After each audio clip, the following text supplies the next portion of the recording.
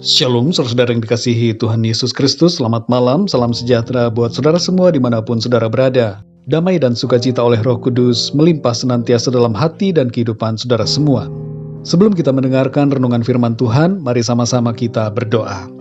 Bapa kami yang di sorga, Bapa di dalam nama Tuhan Yesus Kristus, kami mengucap syukur Tuhan oleh karena pimpinan dan penyertaan-Mu di sepanjang hari ini, sehingga kami mampu melalui hari ini dengan kekuatan-Mu.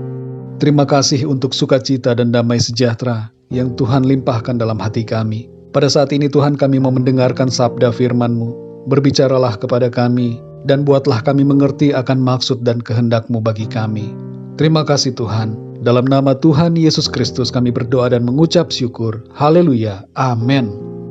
Saudara yang dikasihi Tuhan, ayat pembuka renungan kita pada saat ini terdapat di dalam Filipi 2 ayat yang ke-8. Tertulis demikian.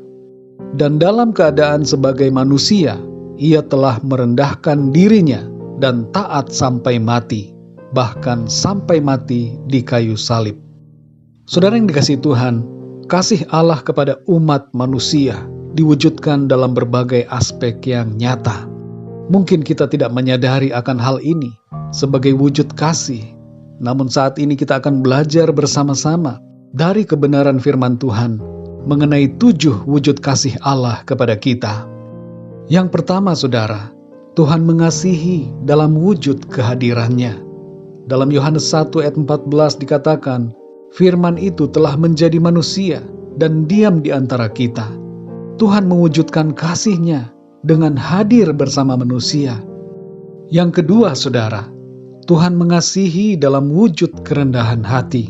Dalam Filipi 2 ayat yang ke-8 tertulis, dalam keadaannya sebagai manusia, ia telah merendahkan dirinya. Meskipun ia adalah Tuhan yang mulia, tapi ia mau merendahkan dirinya serendah-rendahnya. Yang ketiga, saudara, Tuhan mengasihi dalam wujud kesederhanaan.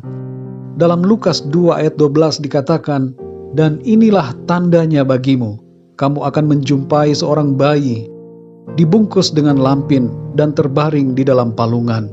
Tuhan datang dalam kesederhanaan. Ia lahir di sebuah kandang, bukan di sebuah istana.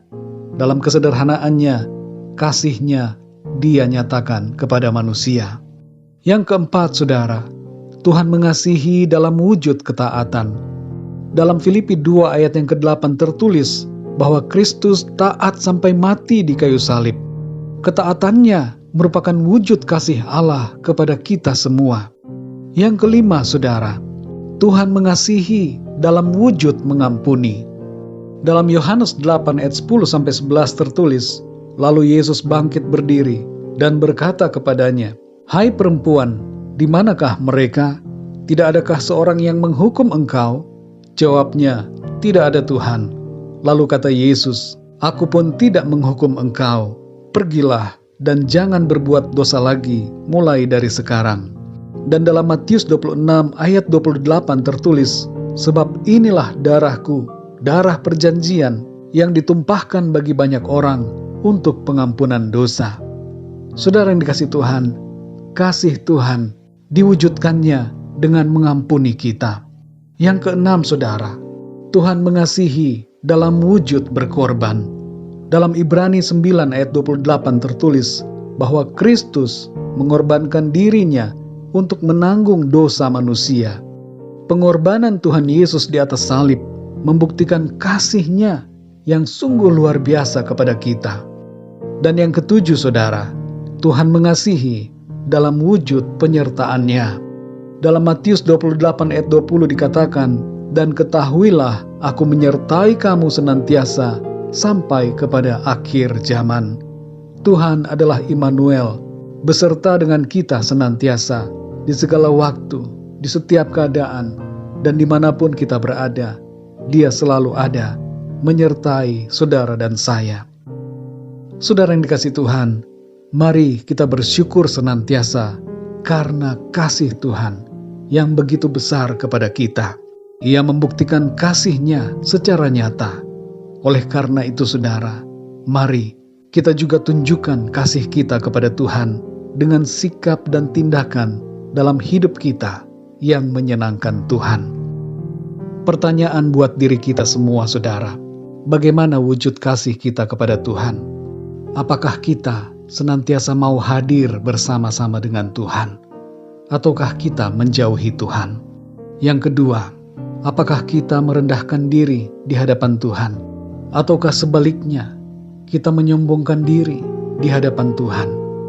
Yang ketiga, dapatkah kita mengasihi Tuhan dalam kesederhanaan kita?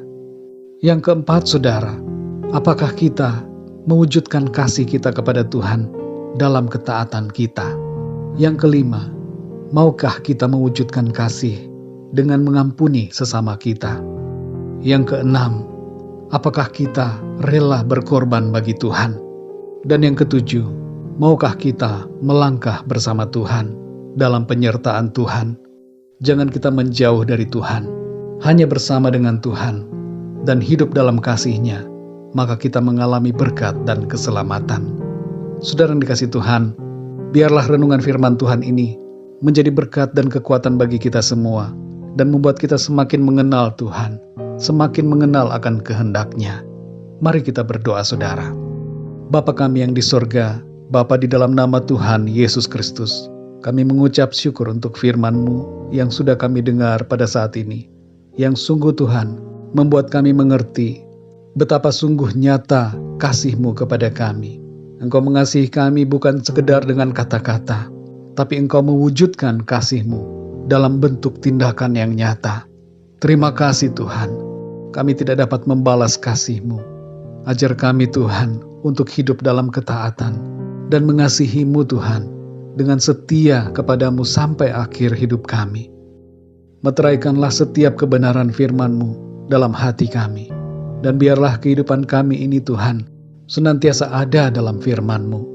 Terpujilah nama-Mu ya Tuhan. Pada malam hari ini kembali kami akan beristirahat. Lindungi kami, berkati kami Tuhan. Berikan kami tidur yang nyenyak di sepanjang malam ini, dan bangunkan kami kembali besok pagi dengan kekuatan yang baru, dengan tubuh yang sehat diberkati Tuhan, untuk kami pakai memuliakan nama Tuhan. Terima kasih Tuhan, dalam nama Tuhan Yesus Kristus, Tuhan dan Juru Selamat kami berdoa dan mengucap syukur. Haleluya. Amin. Puji Tuhan, saudara yang dikasihi Tuhan, saya percaya firman Tuhan menjadi berkat dan kekuatan buat saudara semua, dan Roh Kudus akan menolong saudara untuk lebih lagi memahami kebenaran firman Tuhan. Tuhan Yesus memberkati saudara semua. Selamat malam, selamat beristirahat, dan sampai jumpa dalam renungan yang berikutnya. Haleluya.